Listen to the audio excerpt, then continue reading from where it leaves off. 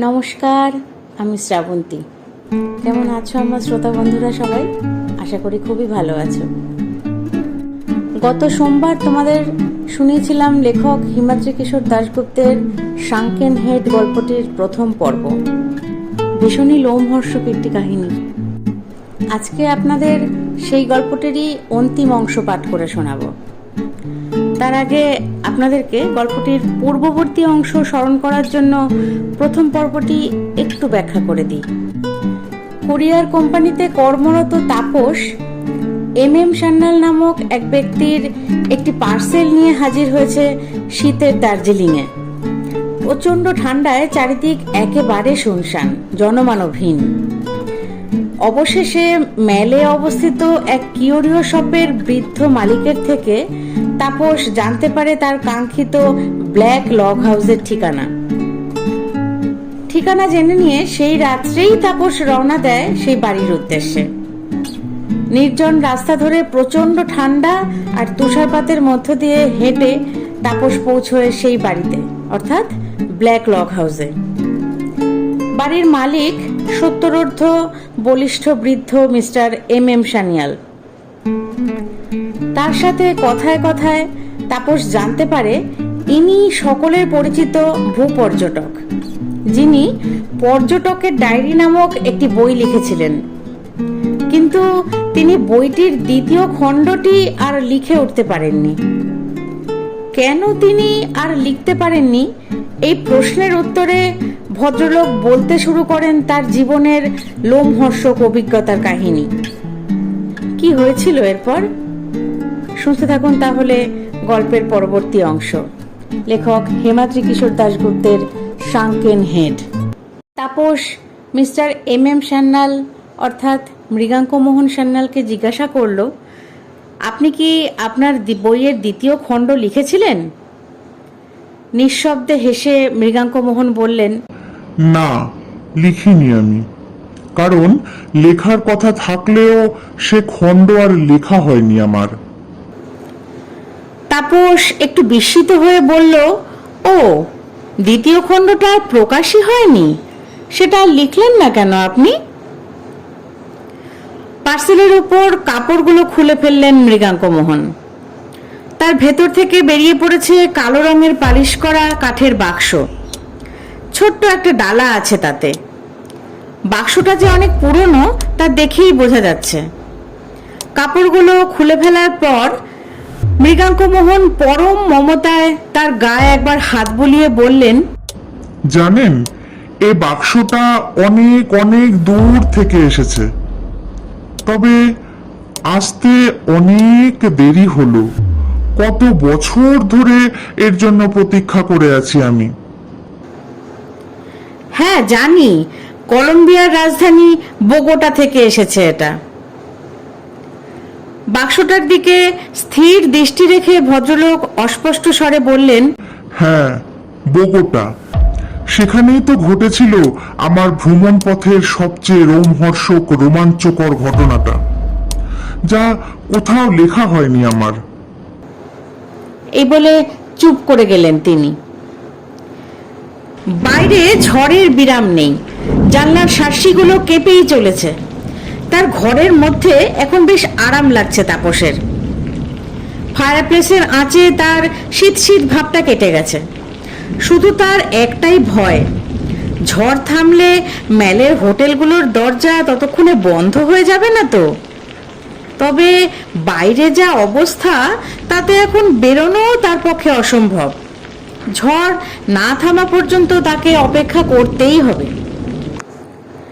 কিছুটা তার সামনে বসে থাকা বিখ্যাত পর্যটকের মুখ থেকে কাহিনী শোনার লোভে, আর কিছুটা সময় কাটানোর জন্য এরপর তাপস মৃগাঙ্কমোহনের উদ্দেশ্যে বলল, বোগোটা শহরের ভ্রমণের সময় যে রোমহর্ষক ঘটনা ঘটেছিল সে কাহিনী আমাকে বলবেন? মৃগাঙ্কমোহন তাকিয়েছিলেন বাক্সটার দিকে। তাপসের কথা শুনে তিনি যেন একটু চমকে উঠে তাকালেন তার দিকে। তারপর তাপসের চোখের দিকে তাকিয়ে বললেন, আপনি সত্যিই শুনতে চান সেই কাহিনী? অবশ্য এই পার্সেলটা যখন আপনি এনেছেন তখন সে কাহিনী অন্তত আপনাকে জানানো আমার কর্তব্যের মধ্যে পড়ে। কিন্তু শুনে আপনি ভয় পাবেন না তো? প্রশ্ন শুনে তাপস এবার হেসে ফেলে বলল, আমাকে কি আপনি একদম বাচ্চা ছেলে ভাবলেন? আপনি বলুন। মৃগাঙ্ক মোহনের মুখে ফুটে উঠল একটা চাপা হাসির রেখা। তিনি বললেন, ঠিক আছে, তাহলে শুনুন। কয়েক মিনিট চুপ করে কি যেন ভাবার পর মৃগাঙ্ক মোহন বলতে শুরু করেন তার জীবনের কাহিনী।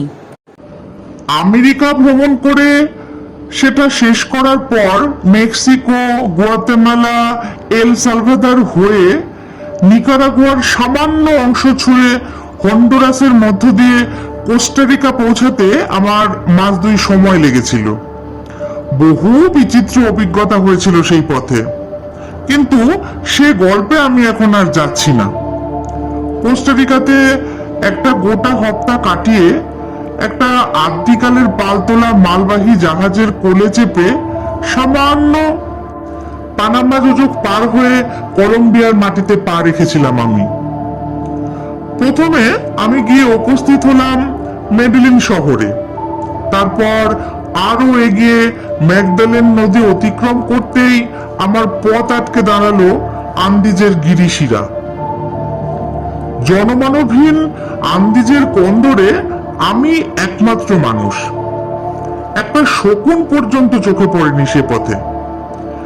কিভাবে যে আমি আন্দিজের সেই দুর্লঙ্ঘ প্রাচীর অতিক্রম করেছিলাম তা আমি একমাত্র জানি। অবশেষে কলম্বিয়ার ভূখণ্ডে পা রাখার 27 দিন পর আমি উপস্থিত হলাম তার রাজধানী বোগোটা শহরে। একটু দম নিয়ে ধীরে ধীরে আবার বলতে শুরু করলেন তিনি। আজকের বোগোটা শহর অনেক উন্নত হলেও সে সময় বোগোটা ছিল পাহাড়ের উপর অবস্থিত একটা ছোট্ট শহর। সোনা আর পান্না ব্যবসায়ী কিছু ইউরোপিয়ান বাস করত শহরের কেন্দ্রস্থলে। আপনি হয়তো জানেন যে পৃথিবীর অর্ধেক পান্না কলম্বিয়াতে পাওয়া যায়, আর সেখানে বাস করত মাথায় ঈগলের পালকের আর বিচিত্র পোশাক পরা রেড ইন্ডিয়ানরা। সংখ্যায় তারা প্রচুর। শহরের উপকণ্ঠে তারা চাষাবাদ করত, কেউ কেউ আবার কাজ করত ইউরোপিয়ানদের বাড়িতে। যাই হোক, বোগোটা পৌঁছে আমি মনস্থির করলাম একটা মাস সেখানে কাটাবো আমি। আন্দিজ পার হতে যে ধকল গেছে তা কাটিয়ে ওঠার জন্য একটা মাস বিশ্রামের প্রয়োজন। তারপর রওনা হব ব্রাজিলের আমাজন অববাহিকার দিকে। আমার সিদ্ধান্ত মতো বোগোটাতে থাকার জন্য একটা ইউরোপিয়ানের ফাঁকা বাড়ি ভাড়া নিলাম আমি। একজন যুবক রেড ইন্ডিয়ান চাকরও জুটে গেল, নাম পাচামাকি। বেশ শান্ত প্রকৃতির ছেলে। ইউরোপিয়ানদের সংস্পর্শে খ্রিস্ট ধর্ম নিয়েছে, তবে স্বজাতির সাথেও যোগাযোগ রেখে চলে। আমরা দুজনে থাকতে শুরু করলাম সেই ছোট্ট বাড়িটাতে। কোনো কাজ নেই, খাই আর ঘুরে বেড়াই এখানে সেখানে। তখন বসন্তকাল, মনোরম পরিবেশ চারপাশে, পাহাড়ের ঢালে ফুলের সমারোহ। বসন্তকাল আবার সেখানে রেড ইন্ডিয়ানদের বিবাহের ঋতু। গভীর রাতে শহর লাগোয়া পাহাড়ের মাথার উপর অবস্থিত ছোট ছোট গ্রামগুলো, সেখান থেকে ভেসে আসতো তাদের বিবাহ উৎসবের ঢাকের শব্দ। আবার একটু থামলেন মৃগাঙ্ক মোহন। এই ফাঁকে একবার জানলার শার্সির দিকে তাকিয়ে নিল তাপস। না, ঝড়ের কোনো বিরাম নেই, বরং তা যেন বেড়েই চলেছে। মুহূর্তখানেক চুপ করে থাকার পর মৃগাঙ্ক মোহন আবার বলতে আরম্ভ করলেন। ভ্রমণের পাশাপাশি আমার অন্য একটা নেশা ছিল। সে নেশা হলো মুখোশ সংগ্রহের। এই যে দেয়াল জুড়ে নানা ধরনের মুখোশ দেখছেন, তা পৃথিবীর বিভিন্ন দেশ থেকে সংগ্রহ করেছিলাম আমি। ডান দিকের বুককেসের পাশে যে সিংহলা মুখোশটা আছে, ওটা সাইবেরিয়ার। আর ওই যে শিং আর চামড়া দেখছেন, ওটা হচ্ছে বলগা হরিণের। আর এই যে ডান দিকের দেয়ালে লম্বাটে দেখতে কাঠের মুখোশটা, ওটা হন্ডুরাসের এক উপজাতীয়দের। বোগোটা শহরে বাস করার সময় রেড ইন্ডিয়ানদের মুখোশ সম্পর্কে খোঁজ খবর করতে গিয়ে একদিন শুনতে পেলাম তাদের কাছে নাকি এক অদ্ভুত ধরনের মুখোশ পাওয়া যায়। সে ব্যাপারে আরো একটু খোঁজ নেওয়ার পর এক বৃদ্ধ রেড ইন্ডিয়ানের কাছে দেখলামও সেই জিনিসটা দেখে আমি অবাক হয়ে গেলাম। মুখোশের মতো দেখতে হলেও সেটা আসলে মুখোশ নয়, সেটা একটা মানুষের কুঁচকানো মাথা, শাঙ্কেন হেড। তাপস বিস্ময় বলে উঠল, সত্যিকারের মানুষের মাথা? মৃগাঙ্কমোহন বললেন, হ্যাঁ, সত্যিকারের মানুষের মাথা। এক রাশ চুলওয়ালা মুখোশের মতো দেখতে মানুষের কুঁচকানো মাথা। চুল ছাড়াও তার দাঁত, ঠোঁট, নাক সব থাকে। শুধু চোখের পাতা দুটো সুতো দিয়ে সেলাই করা থাকে, যাতে অশুভ আত্মা তার মধ্যে প্রবেশ না করতে পারে। পরে অবশ্য বোগোটাতেই এক ইউরোপিয়ানের মুখে শুনেছিলাম কিভাবে শ্রাঙ্কেন হেড তৈরি করা হয়। রেড ইন্ডিয়ানরা বিজাতীয় লোককে সুবিধা মতো পেলে তার মুন্ডু সমেত গলা কেটে নেয়। তারপর সেই মাথার ভেতর থেকে চোখ, ব্রেন ইত্যাদি পচনশীল বস্তু বার করে গরম পাথর ভরে দেয় সেখানে। এভাবে মাথাটাকে যাবজ্জীবন তারা রেখে দিতে পারে। পাথর ভরার ফলে মাথাটা ছোট হয়ে কুঁচকে যায় ঠিকই, কিন্তু তার অবয়ব মোটামুটি অবিকৃত থাকে। মাথার চুলও সব। বৃদ্ধ রেড ইন্ডিয়ানের কাছে ওই অদ্ভুত জিনিসটা দেখার পর সেটা সংগ্রহ করার ইচ্ছা জাগলো আমার। কিন্তু সেই রেড ইন্ডিয়ান ভয়ে কিছুতেই সেটা আমাকে বিক্রি করতে রাজি হলো না। কারণ সরকারি আইন কোন রেড ইন্ডিয়ানের কাছে শাঙ্কেন হেড পাওয়া গেলে তাকে ফাঁসিতে লটকানো হবে। যদিও ইউরোপিয়ান বা বিদেশিদের ক্ষেত্রে এ নিয়ম প্রযোজ্য নয়, তবু তার ভয় হলো যদি আমি তার কথা কোথাও বলে ফেলি।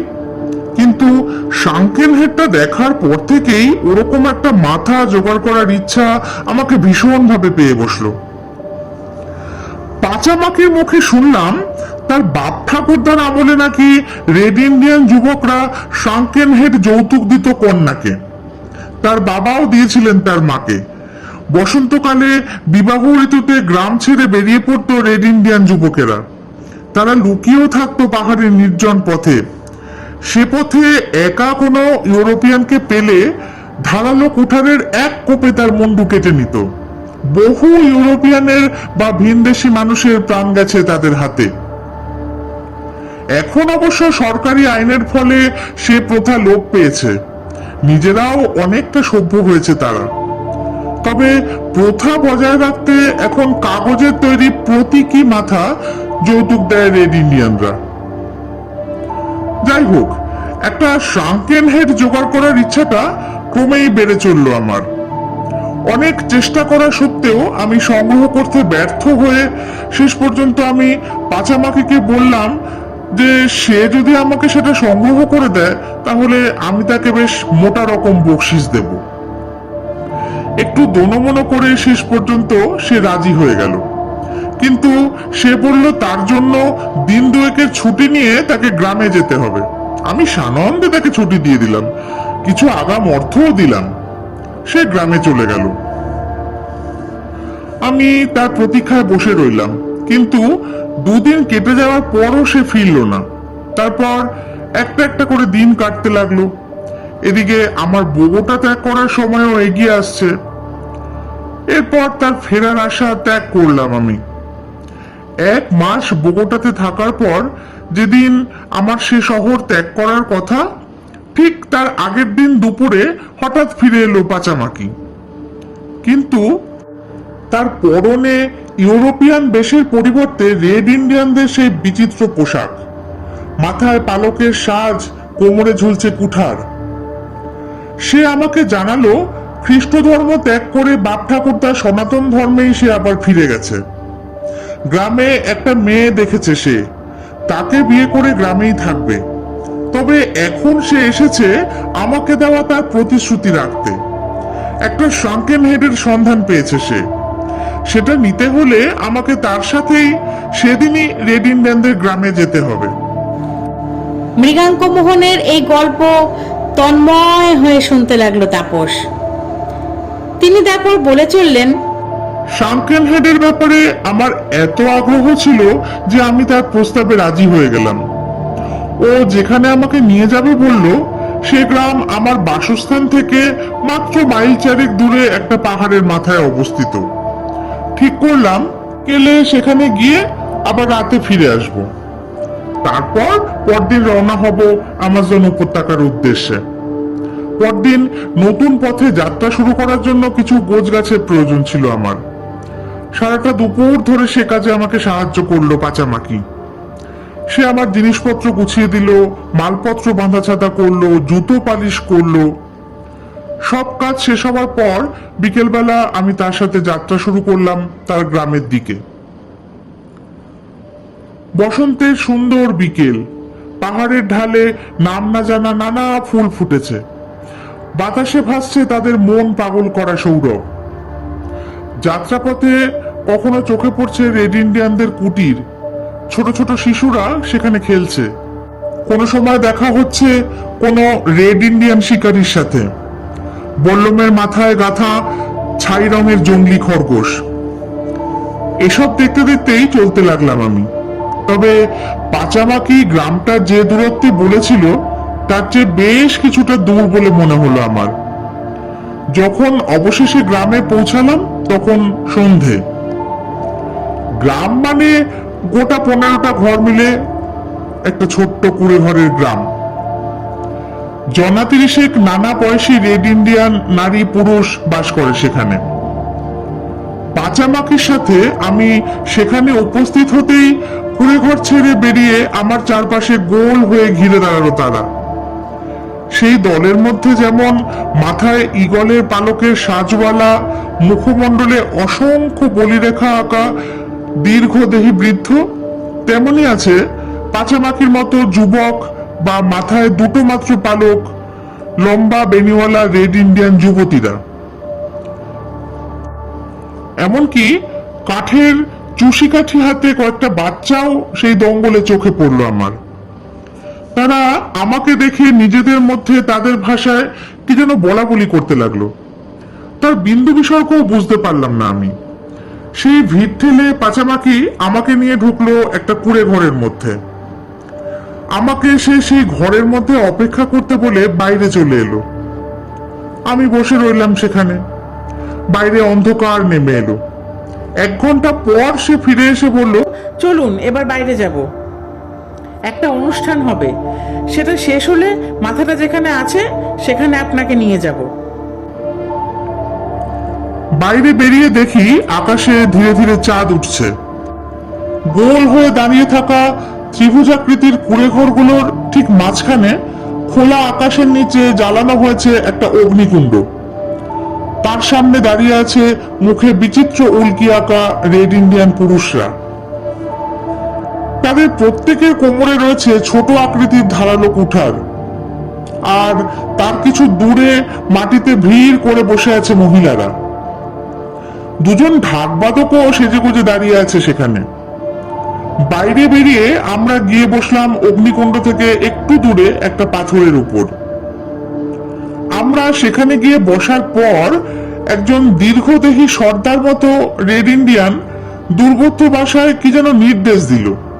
তখন আগুনের কাছে দাঁড়িয়ে থাকা ইন্ডিয়ানরা নিজেদের কোমর থেকে কুঠার খুলে নিয়ে অগ্নিকুণ্ড ঘিরে সার বেঁধে দাঁড়ালো। বেজে উঠল ঢাক। ঢাকের তালে আর সঙ্গীতের ছন্দে নৃত্য শুরু করলো তারা। কখনো আকাশের দিকে মাথা তুলে কুঠার উঁচিয়ে, কখনো মাটির দিকে ঝুঁকে অগ্নিকুণ্ডকে বৃত্তাকারে পাক খেতে লাগলো সকলে। প্রথমে ধীর গতিতে, তারপর দ্রুত লয়ে। চাঁদের আলোতে বসে আমি প্রত্যক্ষ করতে লাগলাম রেড ইন্ডিয়ানদের সেই অদ্ভুত নৃত্য। তাদের বিচিত্র সঙ্গীত আর বাদ্যযন্ত্রের শব্দ প্রতিধ্বনিত হতে লাগলো পাহাড়ের গায়ে।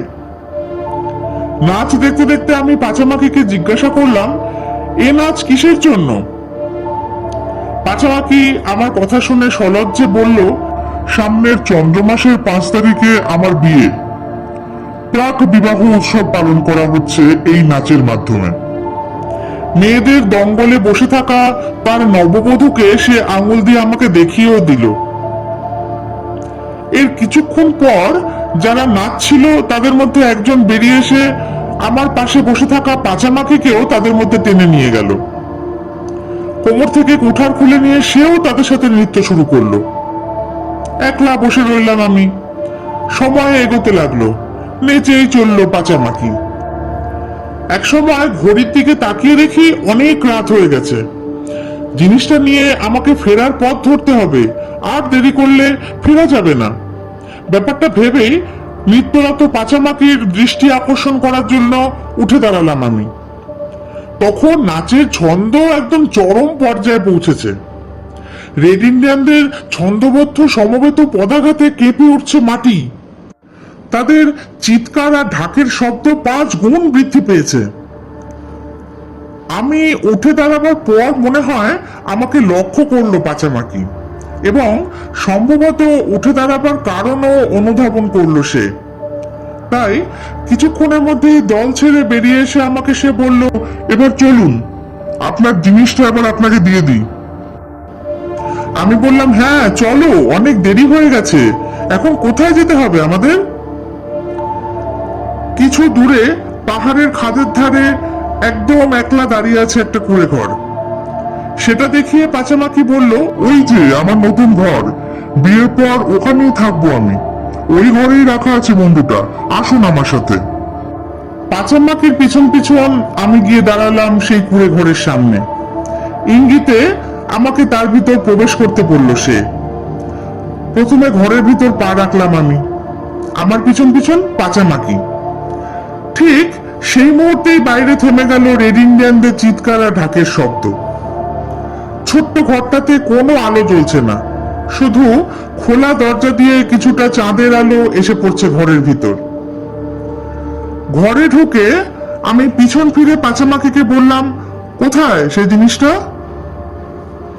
আমার কথার উত্তরে পাচামাকি তার বেটে কুঠার সমেত হাতটা তার মাথার উপর তুলে ধরে হেসে বলল, ওই যে ওই দেয়ালের দিকে তাকান, ওখানে দেয়ালের কোণে সেটা রাখা আছে। আমি মুখ ফিরিয়ে ঘাটটা একটু ঝুঁকিয়ে তাকালাম সামনের আধো অন্ধকার দেয়ালের দিকে। এ পর্যন্ত বলে হঠাৎই চুপ করে গেলেন মৃগাঙ্ক মোহন। তাপস তন্ময় হয়ে তার কাহিনী শুনছিল। মৃগাঙ্ক মোহন থেমে যেতেই তাপসের মুখ থেকে বেরিয়ে এলো, তারপর? কয়েক মুহূর্ত তাপসের চোখের দিকে তাকিয়ে থেকে তিনি জবাব দিলেন, তারপর এই যে। তাপস গল্প শুনতে শুনতে খেয়াল করেনি কখন যেন তিনি বাইরে বার করে ফেলেছেন বাক্সের ভেতরে রাখা জিনিসটা।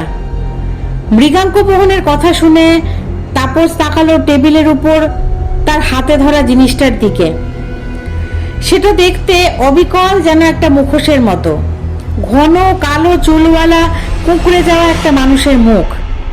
নাক ঠোঁট সব ঠিকই আছে, শুধু তার চোখের পাতা দুটো সুতো দিয়ে সেলাই করা, শাঙ্কেন হেড। সেটা দেখে বিস্মিত হয়ে তাপস বলে উঠল, এই মাথাটাই কি ছিল সেই ঘরের ভিতর? কার মাথা এটা? এরকম ঘন কালো চুল তো ইউরোপিয়ানদের থাকে না। একটা বিষণ্ণ হাসি ফুটে উঠল মৃগাঙ্ক মোহনের মুখে। আর ঠিক সেই সময় ঝড়ের ঝাপটে খান খান হয়ে গেল জানলার কাঁচের শাঁসি। এক রাশ ঠান্ডা বাতাসের ঝলকে নিভে গেল টেবিলে রাখা মোমবাতি। ঘর অন্ধকার হয়ে গেল, শুধু ফায়ারপ্লেসের গনগনে আঁচের লাল আভা এসে পড়ছে মৃগাঙ্ক মোহনের মুখে আর তার ডান হাতে ধরা শাঙ্কেন হেডের উপর। অন্ধকার ঘরের মধ্যে তাপসের দিকে বিষণ্ণ হাসি নিয়ে তাকিয়ে রইলেন তিনি। হঠাৎ যেন তাপসের মনে হলো এই দুই মুখের মধ্যে বড্ড বেশি মিল। ঝট করে চেয়ার ছেড়ে উঠে দাঁড়ালো তাপস। এর পর মুহূর্তেই মৃগাঙ্ক মোহন বাহাত দিয়ে তার নিজের ঘাড়ের উপর থেকে এক টানে তার মাথাটা খসিয়ে ফেললেন। তার ঘাড়ের উপর শুধু জমাট বাঁধা অন্ধকার। একটা আত্মচিৎকার করে উঠল তাপস। তারপর কোন রকমে সেই অন্ধকার ঘর ছেড়ে ছিটকে বাইরে বেরিয়ে এলো। ঘরের ভিতর থেকে ভেসে এলো মৃগাঙ্ক মোহনের গলা, এই ঝড় বৃষ্টির মধ্যে কোথায় যাচ্ছেন আপনি? গল্পটা তো পুরো বলাই হলো না আপনাকে। সেই কুঁড়ে ঘরের ভিতর কি হলো সেটা শুনে যান। মৃগাঙ্ক মোহনের গল্পের বাকি অংশ শোনার জন্য তাপস আর সেখানে দাঁড়ালো না। বাড়ির বাইরে বেরিয়ে সেই ঝড়ের মধ্যেই সে ছুটতে শুরু করলো দার্জিলিং এর ম্যালের উদ্দেশ্যে। সত্যি কি অসাধারণ একটি ঘটনা। কত বিচিত্র, কত কি রয়েছে আমাদের এই পৃথিবী জুড়ে, তাই না? এখনো পৃথিবীর আনাচে কানাচে এখনো এরকম অনেক আদিবাসী উপজাতি রয়েছে যারা আমাদের সভ্য মানুষদের একদমই পছন্দ করে না, এবং তাদের মুখোমুখি আমরা হলে আমাদের বিপদের শেষ থাকবে না আর। যেমন মৃগাঙ্ক মোহন বাবুর ঘটল। এত স্থান ভ্রমণ করে এসে শেষে রেড ইন্ডিয়ানদের হাতে তার প্রাণটাই চলে গেল। কি মর্মান্তিক ব্যাপার। মৃগাঙ্ক মোহনবাবুর জায়গায় নিজেকে দাঁড় করালে গায়ের লোম খাড়া হয়ে যাচ্ছে আমার। তোমাদের কেমন লাগলো গল্পটি আমাকে প্লিজ কমেন্ট করে জানিও। আর আমার গল্প পাঠ যদি তোমাদের ভালো লাগে তাহলে প্লিজ লাইক, কমেন্ট আর শেয়ার করতে ভুলো না।